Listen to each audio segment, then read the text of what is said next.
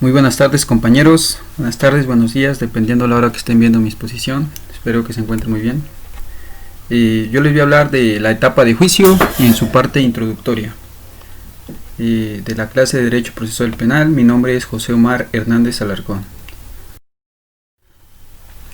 Bien, para empezar con la etapa de juicio, primeramente les voy a dar una pequeña introducción. En esta investigación veremos la etapa de juicio, su definición y el procedimiento a seguir una vez recibido el auto de apertura a juicio, enunciando las pruebas que se pueden desahogar y los principios que regulan esta etapa, así como la prueba testimonial. Pero para poder hablar de la etapa de juicio, primero debo de explicar que en el sistema de justicia penal en México consta de 3 etapas. Voy a dar una breve explicación de cada una de ellas. La primera etapa se llama de investigación. Es donde se celebra la audiencia inicial, que puede llevar consigo la detención, la formulación de imputación y termina con la vinculación a proceso. Y a su vez, esta primera etapa puede estar dividida en inicial y complementaria. La segunda etapa, llamada intermedia o de preparación a juicio, donde se revisa el contenido de la acusación, desahogo de pruebas, exclusión de medios de prueba, etc. Una vez realizadas estas 2 etapas, seguiremos con la tercera, la que yo voy a explicar, que se llama etapa de juicio oral. Esta empieza una vez recibido el auto de apertura a juicio hasta la sentencia, que es emitida por el Tribunal de Juicio Oral. Las decisiones con relevancia para el proceso se realizan en esta etapa y deben llevarse a cabo vigilando que se cuiden los principios de inmediación, publicidad, concentración, igualdad y continuidad. Estos principios los voy a explicar un poco más adelante. Veremos que el procedimiento que se lleva en esta etapa básicamente es el siguiente. Primero, el juez de juicio oral escuchará a la defensa y al Ministerio Público. Voy a hacer aclaración en este momento que cuando me refiero a Ministerio Público, todos sabemos que nos referimos ya al fiscal. Lo pongo como Ministerio Público porque el Código Nacional de Procedimientos Penales aún así lo contempla. Bueno, aclarado esto, después se desahogan las pruebas en el segundo punto. En un tercer punto se emiten los alegatos de clausura o finales por las partes. Y finalmente se delibera, se emite el fallo y se dicta una sentencia en la que se explica oralmente si el imputado es inocente o culpable, lo que es la sentencia condenatoria o absolutoria. Y finalmente, en un punto más adelante, hablaremos de la sentencia, que cuando la sentencia sea condenatoria, el tribunal de enjuiciamiento enviará una copia de la sentencia que haya quedado firme al juez de ejecución correspondiente y a las autoridades penitenciarias que intervienen en el procedimiento. Para su debido cumplimiento a esta parte se le llama ejecución de sanción. Bien, la etapa de juicio oral, para estudiarla, para comprenderla, primero debemos de llegar estudiar sus conceptos. Para la Real Academia Española, juicio es la acción y efecto de juzgar, conocimiento de una cosa en la cual el juez ha de pronunciar la sentencia. Ahora bien, juicio oral es el periodo decisivo del proceso penal en que, después de terminado el sumario, se practica directamente las pruebas y alegatos ante el tribunal sentenciador. Para Juan José González Bustamante, argumenta que el criterio que inspira esta forma de instrucción es el de proveer con un procedimiento rápido y breve el juicio de los delitos, cuyas pruebas sean tan evidentes que hacen necesaria la instrucción. Se caracteriza porque se pasa directamente de las investigaciones preliminares a los debates. Por eso constituye en realidad un juicio directo y oral.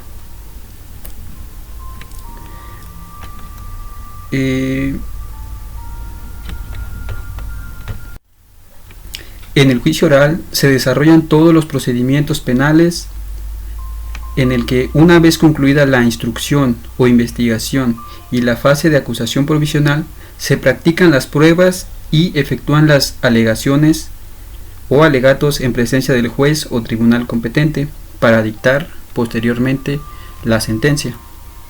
Ahora bien, con respecto a la fecha, lugar, integración y citación donde deba llevarse a cabo la etapa de juicio oral, el Código Nacional de Procedimientos Penales, en su artículo 349, nos dice: el Tribunal de Enjuiciamiento, una vez que reciba el auto de apertura a juicio oral, deberá establecer la fecha para la celebración de la audiencia de debate, la que deberá tener lugar no antes de 20 ni después de 60 días naturales contados a partir de la emisión del auto de apertura a juicio.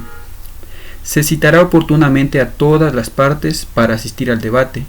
El acusado deberá ser citado por lo menos con 7 días de anticipación al comienzo de la audiencia.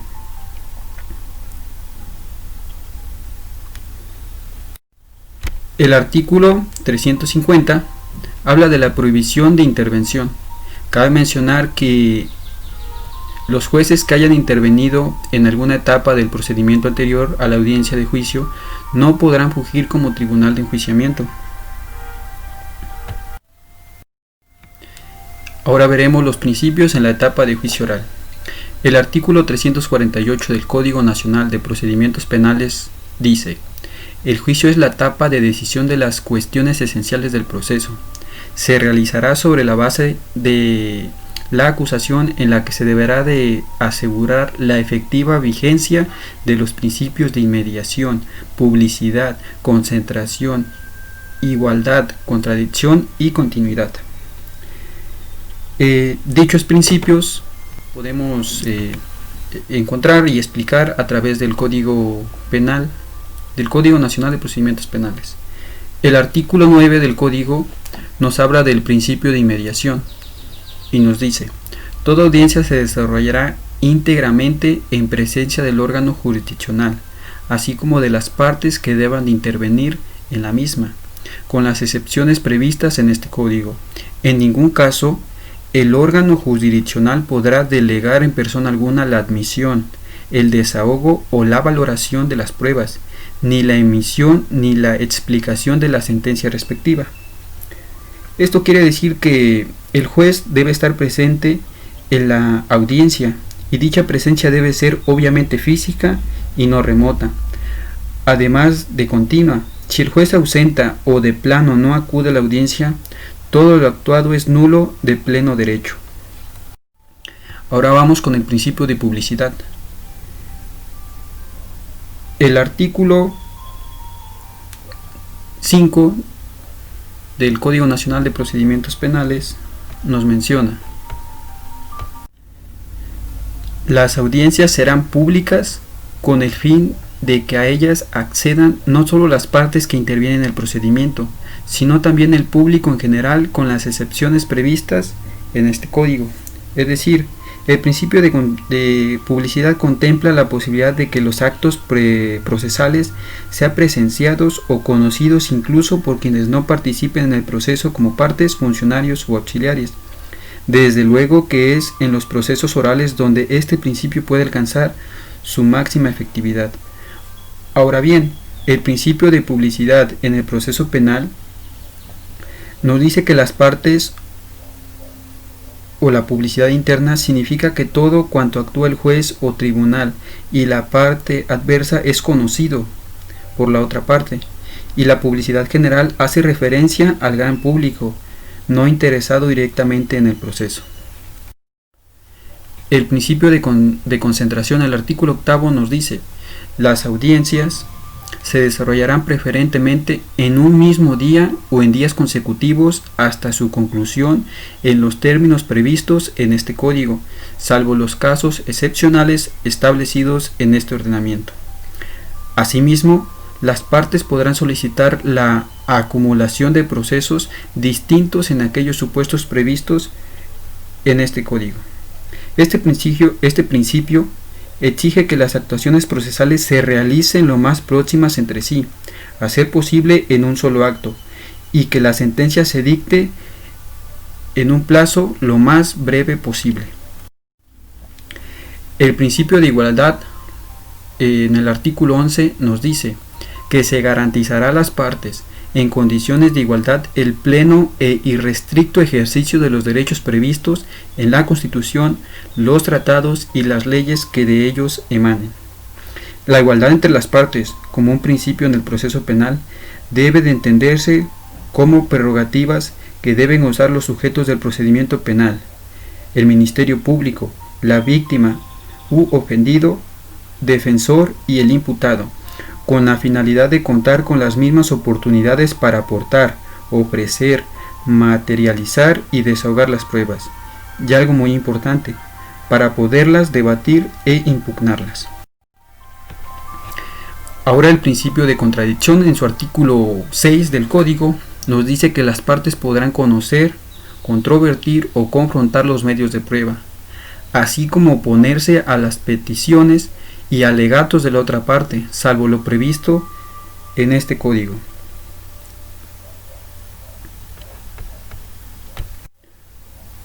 Ahora bien, el principio de continuidad. El artículo 7 nos dice: el principio de continuidad, las audiencias se llevarán a cabo de forma continua y sucesiva, salvo los casos excepcionales previstos en este código. Esto se refiere a que la audiencia deberá llevarse a cabo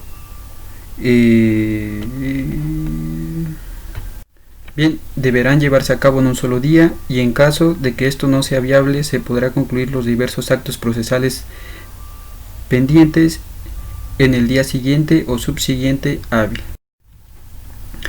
Ahora hablaremos del capítulo 2 de los principios. El Código Nacional de Procedimientos Penales en su capítulo 2 nos habla de los principios. En el artículo 351 nos habla del principio de suspensión y dice que la audiencia de juicio podrá suspender en forma excepcional por un plazo máximo de 10 días naturales cuando: fracción primera, se deba resolver una cuestión incidental que no pueda, por su naturaleza, resolverse en forma inmediata.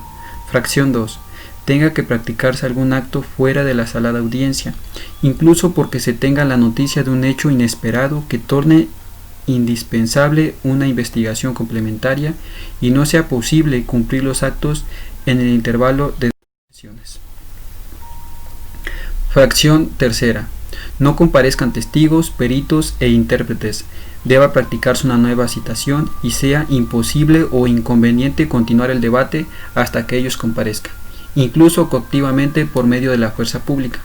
Fracción cuarta, él o los integrantes del tribunal de enjuiciamiento, el acusado o cualquiera de las partes se enfermen a tal extremo que no puedan continuar interviniendo en el debate. Fracción quinta, el defensor, el Ministerio Público o el acusador particular no puede ser reemplazado inmediatamente en el supuesto de la fracción anterior o en caso de muerte o incapacidad permanente. Y fracción sexta, alguna catástrofe o algún hecho extraordinario torne imposible su continuación. En esta parte cabe mencionar que el Tribunal de Enjuiciamiento verificará la autenticidad de la causal de suspensión invocada, pudiendo para tal efecto allegarse de los medios de prueba correspondientes para decidir sobre la suspensión, para lo cual deberá enunciar el día y la hora en que continuará la audiencia, lo que tendrá el efecto de citación para audiencia para todas las partes. Previo a reanudar la audiencia, quien la presida resumirá brevemente los actos cumplidos con anterioridad. El Tribunal de Enjuiciamiento ordenará los aplazamientos que se requieran, indicando la hora en que continuará el debate.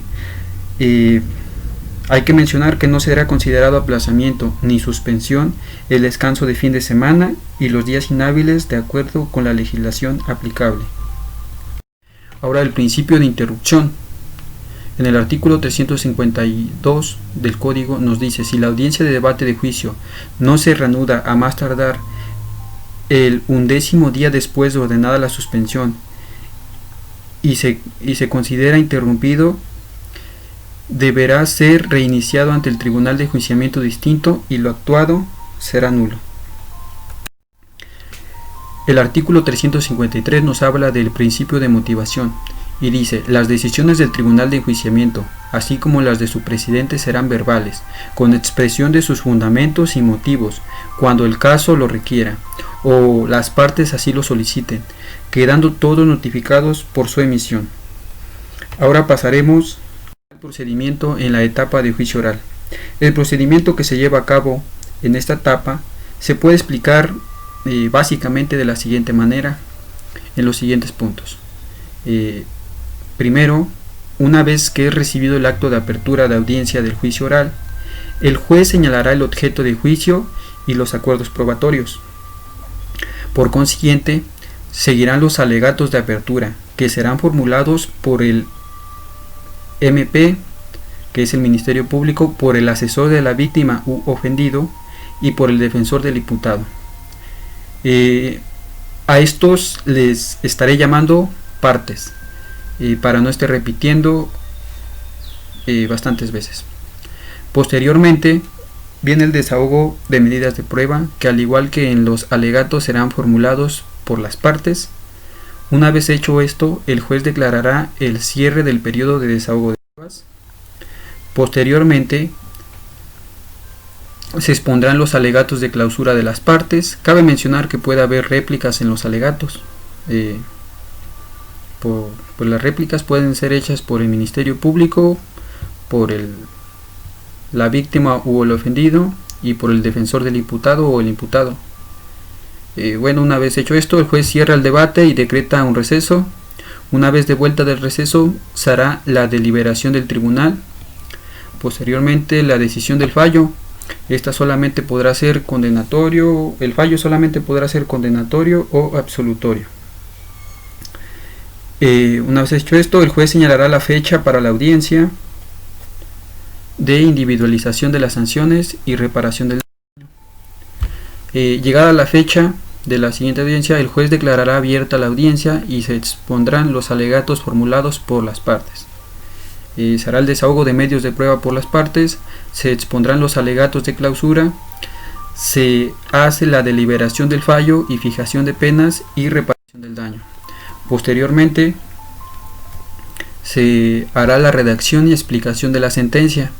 Si hay recurso de apelación, deberá resolver el tribunal de alzada, y si no admite recurso, el procedimiento pues continuará. En el caso de que admita el recurso, pues podrá modificar, confirmar, revocar u ordenar reposición parcial o total del fallo. Posteriormente, una vez que continuó, el tribunal remitirá la sentencia al juez de ejecución y a las autoridades penitenciarias. Por último, el juez verificará el cumplimiento de la sentencia. Así podemos de esta forma observar de una forma sintetizada lo que es el procedimiento que se lleva en la etapa de juicio oral en el sistema de justicia penal de México. Ahora bien, hablaremos de las pruebas en la etapa de juicio oral.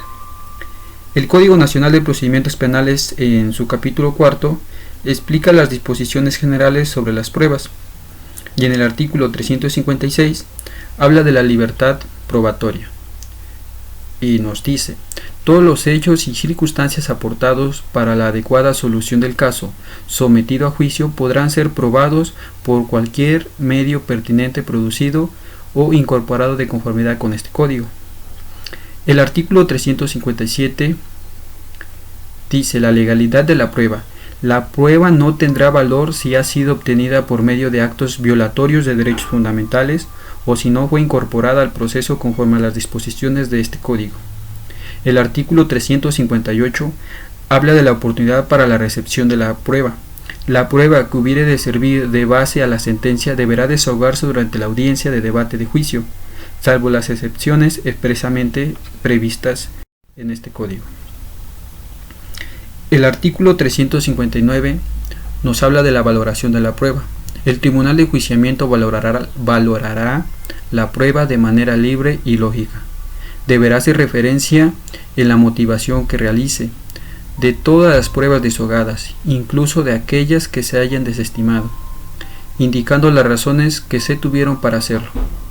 La motivación permitirá la expresión del razonamiento utilizado para alcanzar las conclusiones contenidas en la resolución jurisdiccional.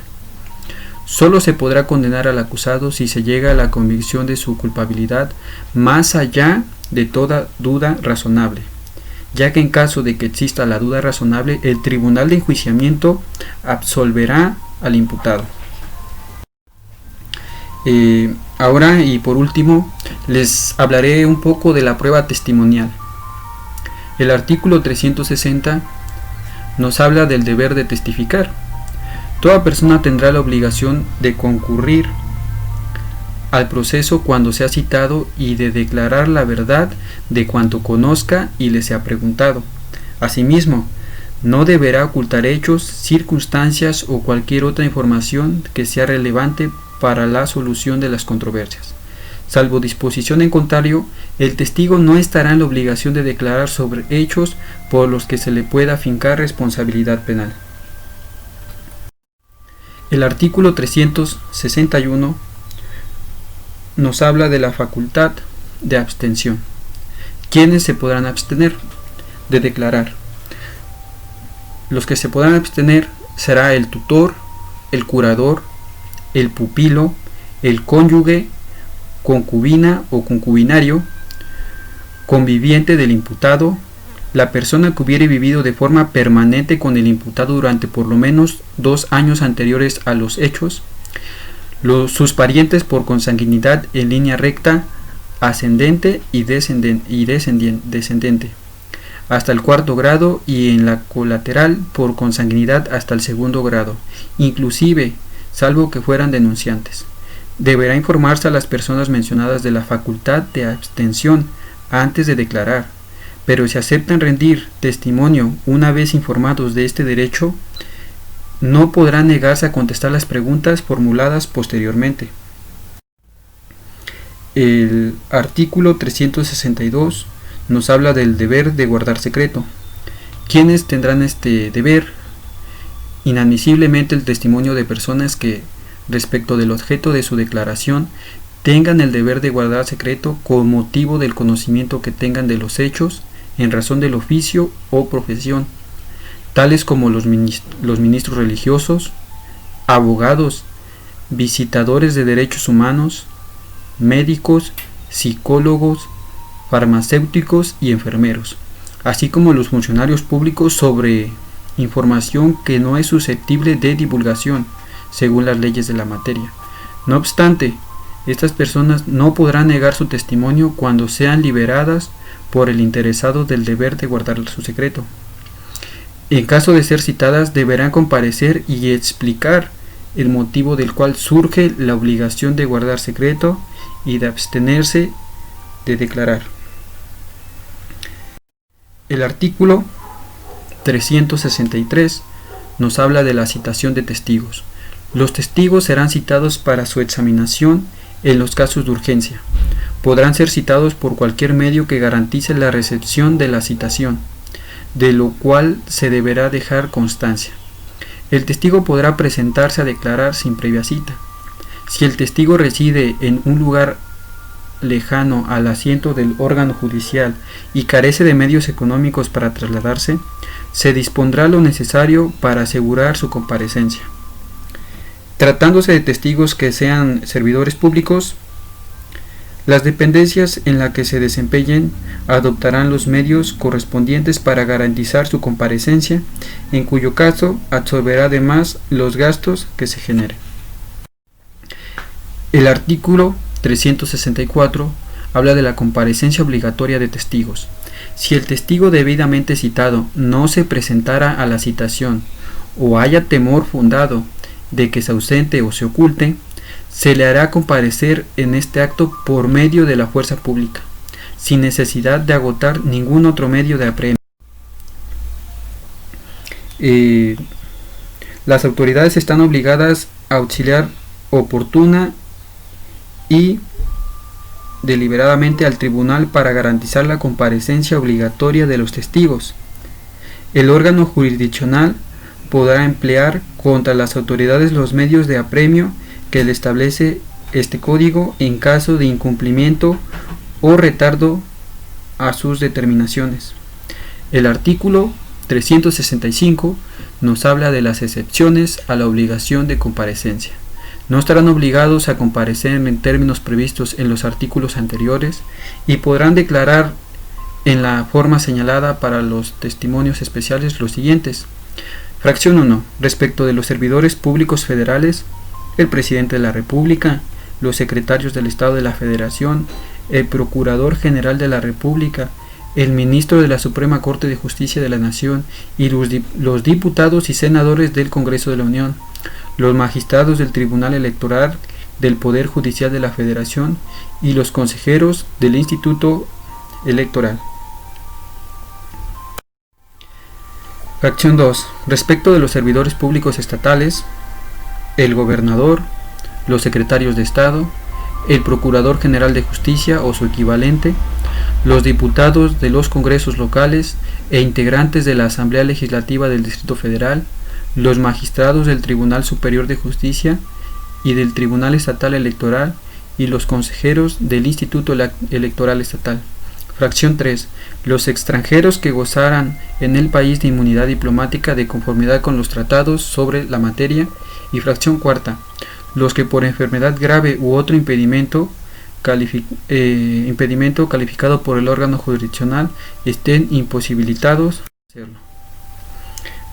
Artículo 366. Testimonios especiales. Cuando deba recibirse testimonio de menores de edad víctimas del delito y se tema por su afectación psicológica o emocional, así como en caso de víctimas de los delitos de violación o secuestro, el órgano jurisdiccional, a petición de las partes, podrá ordenar su recepción con el auxilio de familiares o peritos especializados. Para ello deberán utilizarse las técnicas audiovisuales adecuadas para que favorezcan evitar la confrontación con el imputado. El artículo 367 nos habla del órgano de la protección a los testigos. El órgano jurisdiccional, por un tiempo razonable, podrá ordenar medidas especiales destinadas a proteger la integridad física y psicológica del testigo y sus familiares, mismas que podrán ser renovadas cuantas veces fuere necesario, sin menoscabo de lo dispuesto en la legislación aplicable.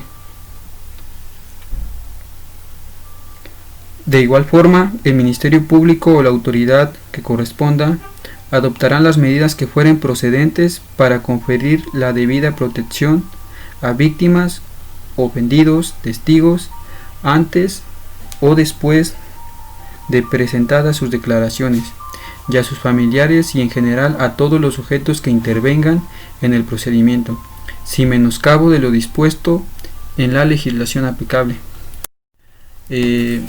Bueno, por mi parte, eso sería todo. Básicamente me tocó la introducción de la etapa de juicio oral.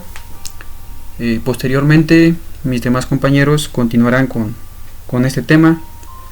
Por mi parte, muchas gracias y que tengan buen día.